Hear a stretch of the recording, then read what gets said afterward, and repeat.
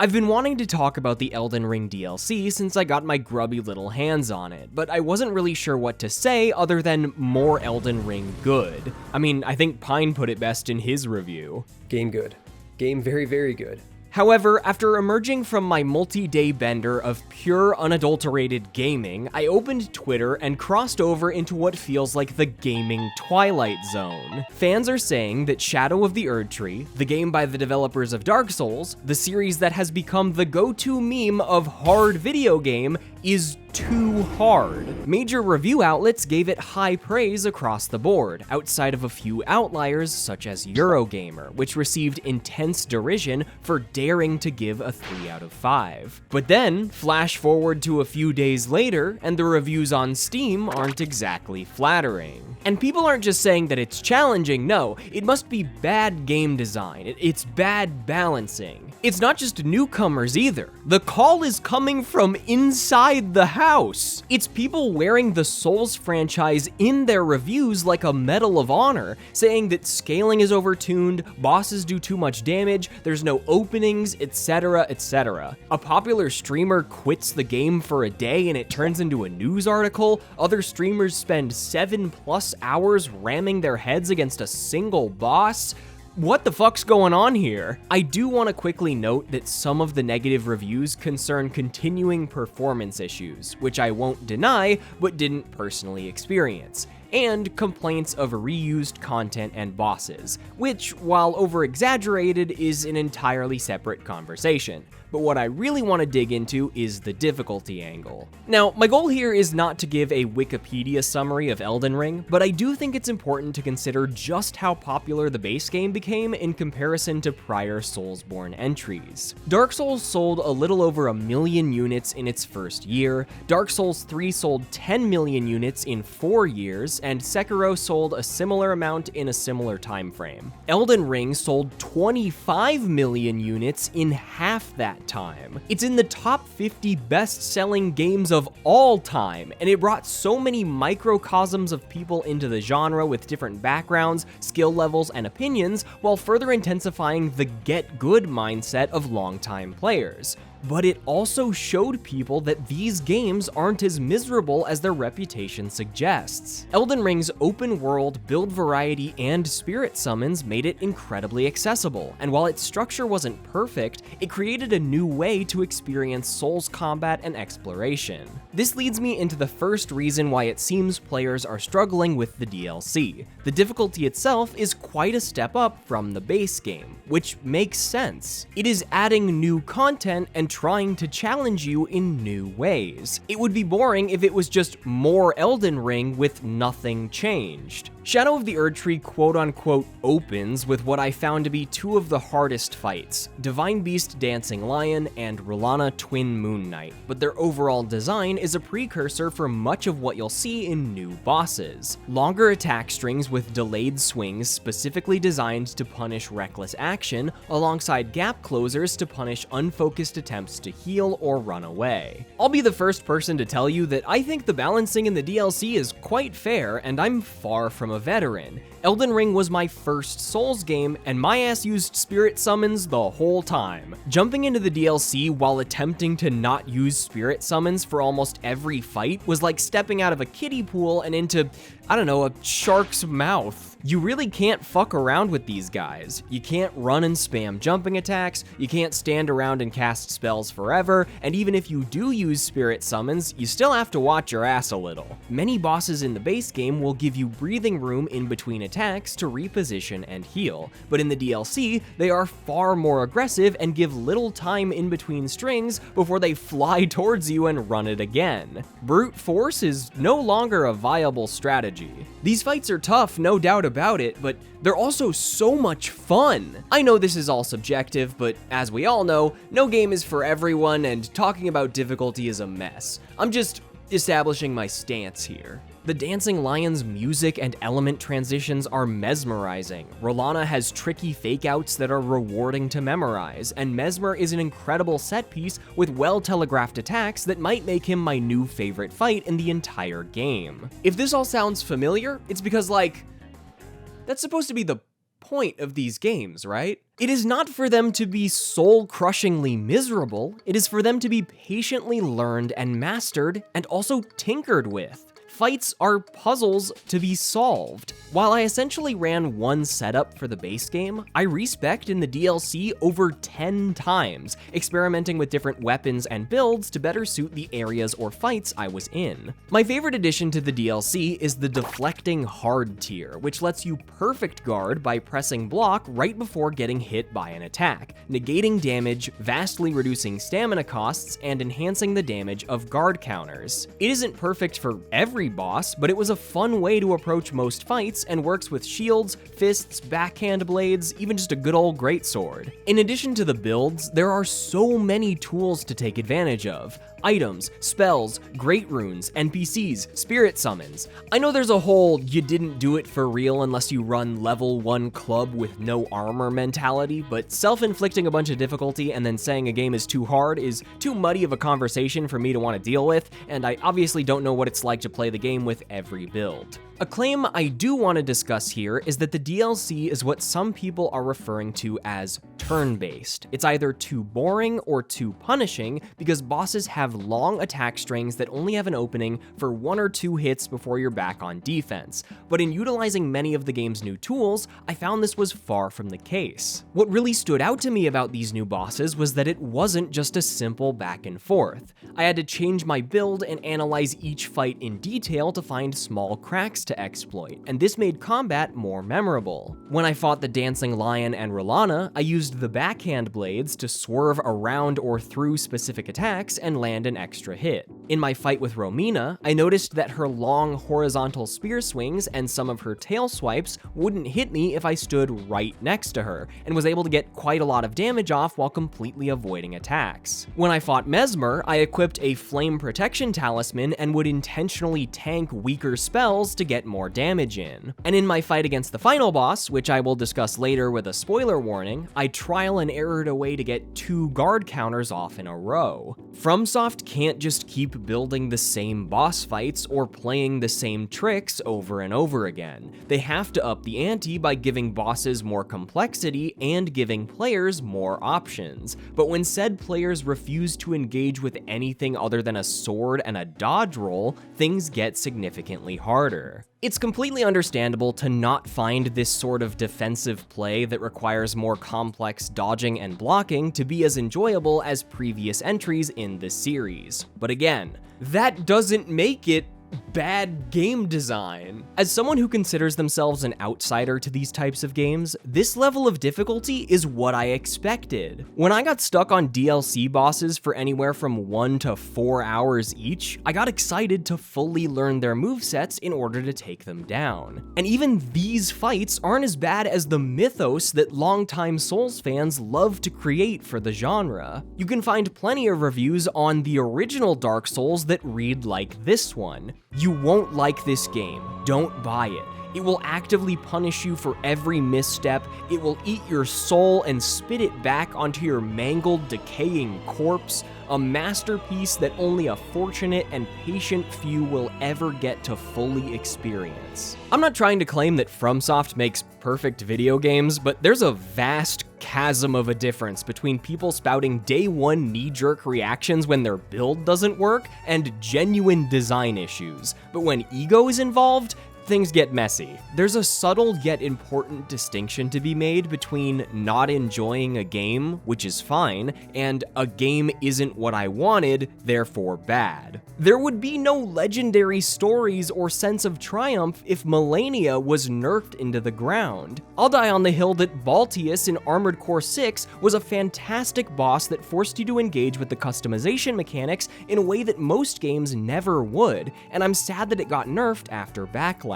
I'm not a fan of practicing the massive combo strings present in many fighting games, but I wouldn't give those games a negative review because I know that's what's meant for the game, along with it being incredibly rewarding for the right players. This tweet from Jackson has summed up many of my thoughts in a far more concise and comedic way than I've managed to write here so far. I propose an amnesty on all hater takes anyone makes about Elden Ring DLC for at least 2 weeks. Losing to a boss and going, "This is the worst game ever, I hate Miyazaki," is just a natural part of the process.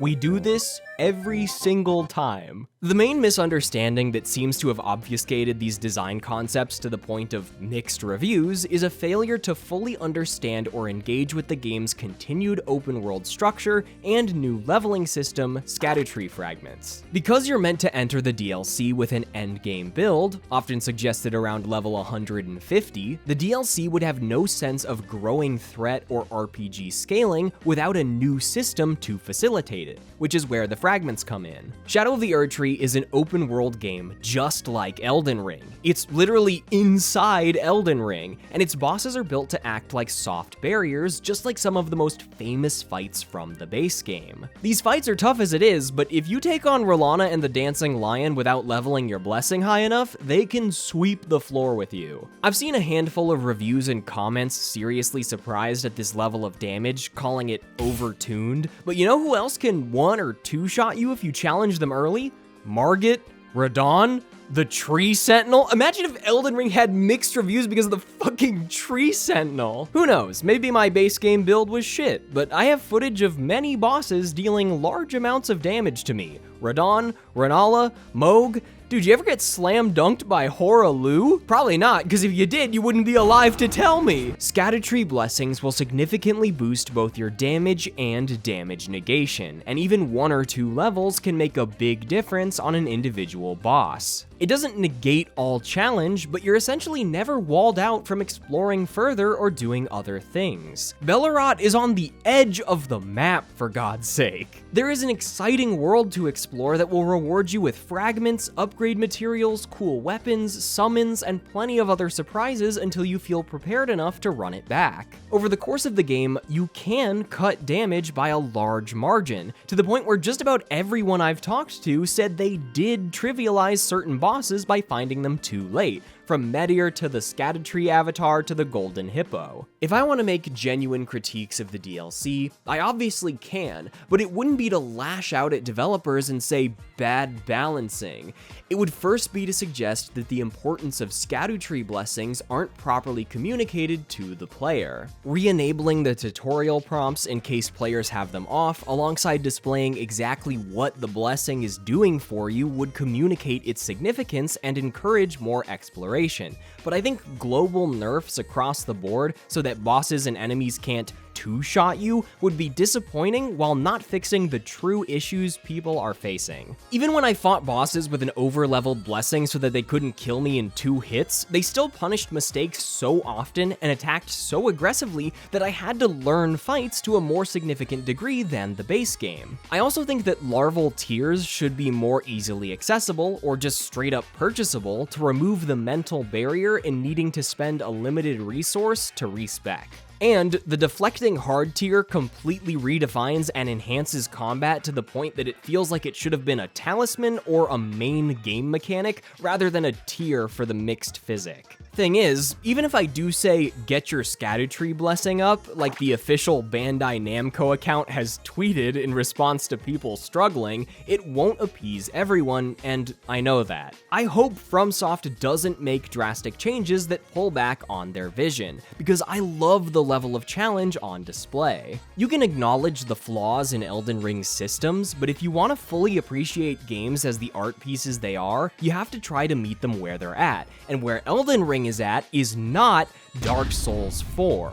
While I often use my place as a non-Souls player for a difficulty qualifier, I think I have a strange positive in carrying less of an expectational burden.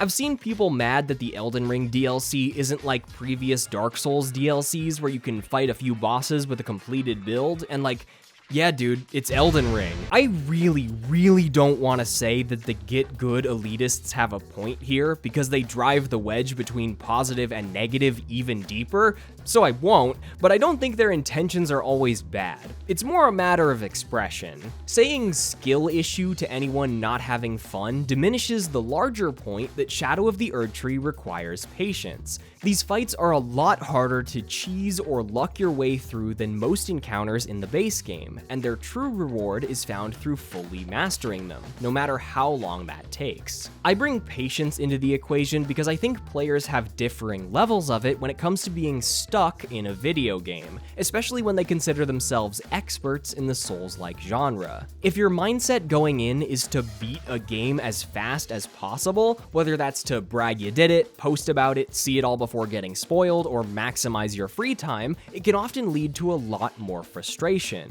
I'm no enlightened monk, but I get excited when I'm stuck on a boss. Staring up at a mountain and knowing I'm going to be climbing it for a few hours means I get to spend more time with one of my favorite games. And I want to be clear here, I am in a very privileged position when it comes to my job being video games. Many players have a lot less time than I do, and coming home from a 9 to 5 to get shit on by a funny skeleton for 8 hours isn't exactly the spitting image of relaxation. But I do believe that patience and a mindset focused on learning, improving, and exploring is how you'll get the most out of any game in this franchise. The content grind doesn't help the DLC's case either. When most streamers aim to beat the whole thing in a marathon, it fundamentally redefines their own relationships with the experience. Bosses become literal roadblocks in the way of getting to take a break, or sleep more, or turn off the camera after days of being perceived. I think an issue that many players run into with Elden Ring specifically is that turning away from a boss is a blow to the ego and your gamer cred.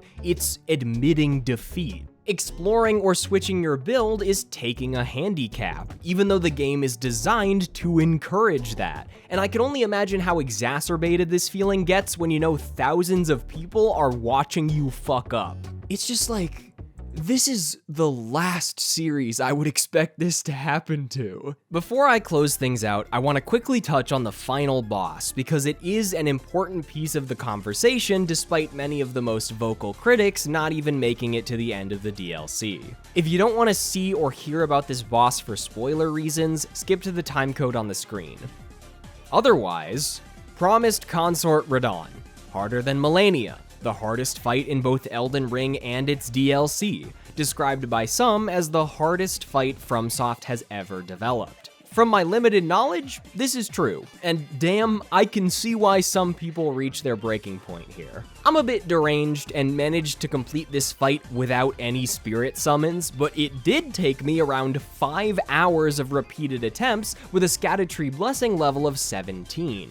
In this fight, I learned almost every single attack string and its timing to near perfection. I was consistently clearing the first phase without taking a single hit of damage. I knew exactly when to dodge, when to block. I even knew that when he does stomp right arm overhead into double swing, I could perfect block after the third swing, guard counter, then roll right before his weapons hit the ground, block the rupture from behind him, and get off a second guard counter. I had a run where I got him down to a single hit, then decided after several minutes of playing extremely carefully that I should just be greedy and hit him one last time, and I died. The real trouble with this fight is in its second phase, which I will concede could be nerfed without removing the essence of its difficulty. The crazy anime teleport attacks one-shotting you make a fight that needs to be almost perfectly executed a little too punishing. Overall though, I think the Radon rematch is sick, but it really comes down to your personal skill level and feelings on difficulty.